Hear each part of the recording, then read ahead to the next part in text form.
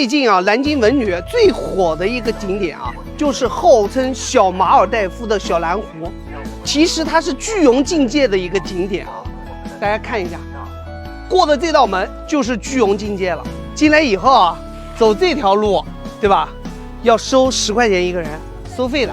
然后从这条路上去，不花钱，但是要爬过一座山，爬山需要50分钟。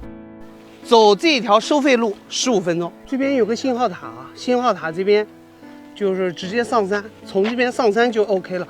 这边啊都属于巨龙的境界啊，全是矿根，采矿根。这边就可以打卡拍照啊，非常好看。看，去往前走啊，有个洞啊，说打卡拍照特别好看，被封了，主要太火了，最近它有危险。攻略上面说啊，跟着这个红色丝带走就 OK。再往前爬50分钟呢呀，他们没顺着这个小红绳走啊，从这边爬上去没路了，又要下来。走，我们继续往前走。你看多少人啊？野道啊，确实难走啊，野道。你看比较滑啊，昨天下的雨，比较滑。这个我拍不了了。必须要双手的拽着那个树，我才有的上去啊！你看，其他的上不去了的。这个大哥大姐是专门过来修路的，政府请你们的吗？自发的。哇，这个大姐可以啊！来给大姐一个。这附近居民吗？就村民啊？是巨龙的还是江宁的？江宁的，真好心啊！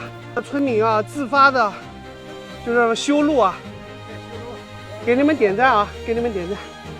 那咱这边是垃圾啊，因为我们带不走啊，这些垃圾的话，最好是大家来爬山的时候，千万不能乱丢垃圾啊。到山顶了，好多人，我们来看一下，啥东西？看到没有？这边，这就是号称小马尔代夫的。还不少人呢，今天看那个平台，他们怎么下去的？上面看到水真清啊，马上下去啊，往山下走。其实野道的话，就让你翻一座山，然后到巨龙境界啊。能不能巨龙那边开条道啊？有点滑啊，我不好拍了。这边是最佳机位啊，我马上飞行器起飞了。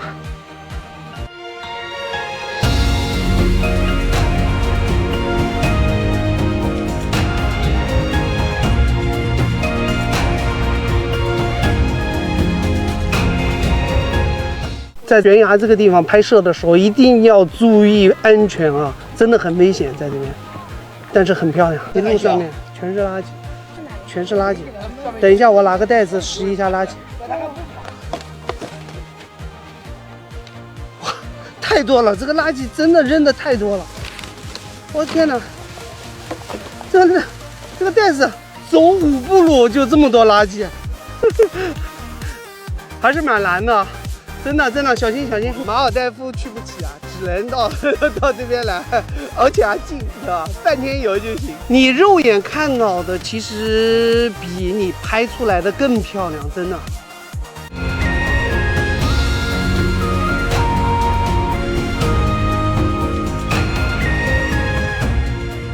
许个愿，对，假装在青海湖。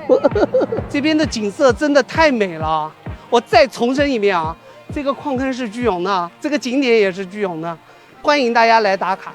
但是存在一个问题啊，这边矿坑的垃圾特别多，我希望来的人把自己的垃圾带走。